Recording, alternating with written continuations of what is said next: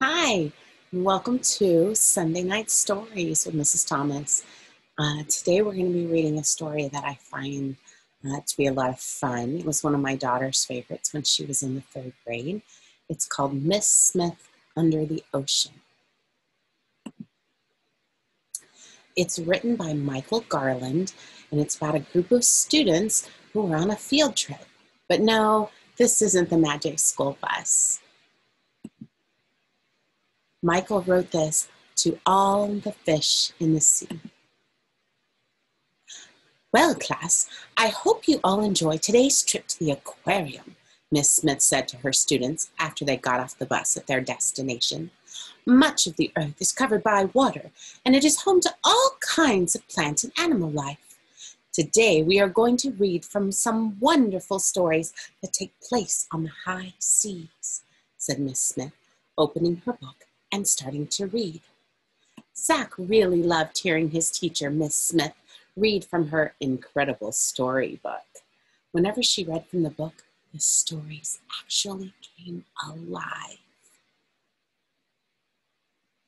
Miss Smith's first words were, "The owl and the pussycat went to sea in a beautiful pea-green boat." In an instant, Miss Smith and the whole class were crowded into the little green boat with the owl and the pussycat. They were bobbing up and down in the waves, far from any shore. The owl and the pussycat looked surprised to see so many people with them, but Miss Smith didn't miss a beat. She opened her book and started to read again, but this time she read from Moby Dick. Just then, a huge white whale lunged out of the water and splashed down next to their boat, nearly capsizing them. That means flipping them over. When the boat finally finished rocking, Sue Ann asked Miss Smith if she would read her favorite story, The Little Mermaid. No sooner had she started to read than Zach spotted a fishtail flopping in the water. The class could see that it was the Little Mermaid herself, but she was tangled in a castaway fish net. "We have to save her," shouted Zach. The pussycat quickly steered the pea-green boat to one side of the twisted net. Then some of the class reached over and grabbed it so the Little Mermaid could get free. "Oh, thank you," said the mermaid after she was pulled up into the boat. "You're just in time for a story," Miss Smith said to the Little Mermaid. "Oh, goody, I love pirate tales," answered the mermaid. Miss Smith started to read Treasure Island, and sure enough, a short distance away, everyone saw a pirate ship. It was stranded high and dry on a big rock that stuck out of the water. The little green boat carefully approached the grounded ship. "Ahoy there! Anyone home?" shouted Miss Smith. "Ahoy yourself!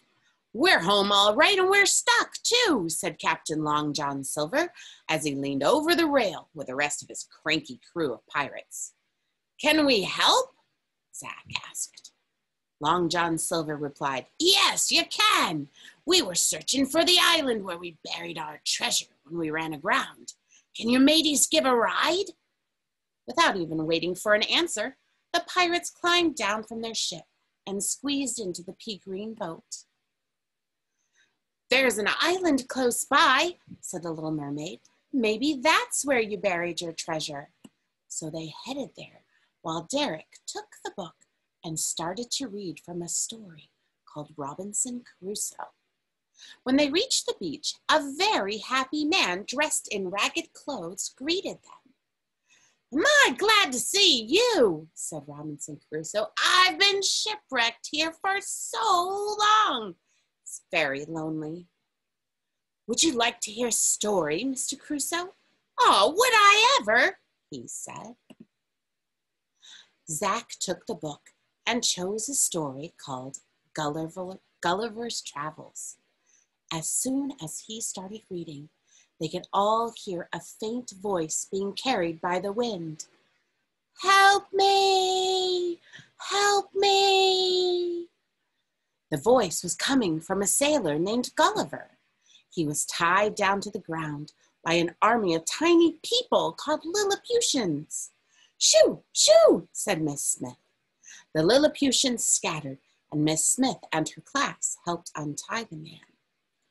"Thank you very much," said Gulliver.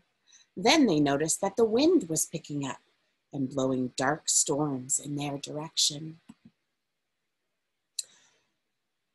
What to do now? Miss Smith thought. I know. She picked up her incredible storybook and started reading a story called 20,000 Leagues Under the Sea. The next moment, the Nautilus submarine appeared by the shore. The hatch opened and Captain Nemo popped out. "Can I be of assistance?" he asked. His voice could barely be heard above the roaring wind. "Yes, a short trip in your submarine would be wonderful right now," Miss Smith shouted back. "By all means, welcome aboard," said Captain Nemo with a wave of his cap. Once everyone was safely aboard, the Nautilus disappeared below the crashing waves into a quiet undersea world. The submarine glided through the deep blue water. The view from the portholes was spectacular. Everywhere the class looked, there were strange and colorful fish. Captain Nemo gave a tour and explained everything they were seeing. "The Nautilus was built to study the world under the oceans and let people know how important it is to the earth." Just then, the Nautilus began to shake violently. Through the portholes, the class could see that a giant squid was attacking the sub. It wrapped its tentacles around the Nautilus and lifted it right out of the water. It seemed as though the submarine would snap like a pretzel. "Somebody do something!" screeched Sue Ann. "Full speed ahead!" said Zach, tugging Nemo's sleeve. Captain Nemo cranked up the engines until they roared. The submarine could only inch forward, but the giant squid held on tight. Everyone closed their eyes. Then finally, the giant squid lost its grip, and the sub shot up through the water. They were safe. When the Nautilus surfaced, the storm was over and the sun was setting. Miss Smith, the class, and the whole cast of storybook characters assembled on top. "Well, it's been quite an exciting day, but it's getting late," said Miss Smith. Then she finished reading the end of each story so all the characters could go back into the incredible storybook. When she read the very last word, quick as a flash, the class was back at the aquarium heading for the bus. Zach thought to himself, "I'll never look at the ocean the same way again." All of the stories that were mentioned by Miss Smith and her class are actually real stories that have been around literally for hundreds of years. The Owl and the Pussycat is a poem that was written by Edward Lear in 1871. And The Little Mermaid was written by Hans Christian Andersen in 1837. Captain Ahab and the White Whale, well, they're characters from a book called Moby Dick that was written in the year 1851.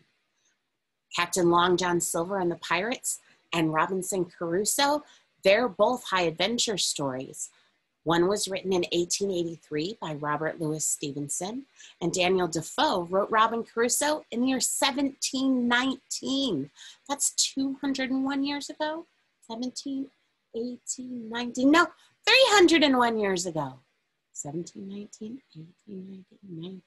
Yep, 301 years ago. That's a really old story. Gulliver and the Lilliputians is almost that old. It was written in 1726 by Jonathan Swift. And Captain Nemo, the Nautilus, and the Giant Squid was one of the first really, really popular science fiction stories written in 1870. It's called 20,000 Leagues Under the Sea. I hope you enjoyed hearing Miss Smith Under the Ocean and will join us next time for Sunday Stories. Good night.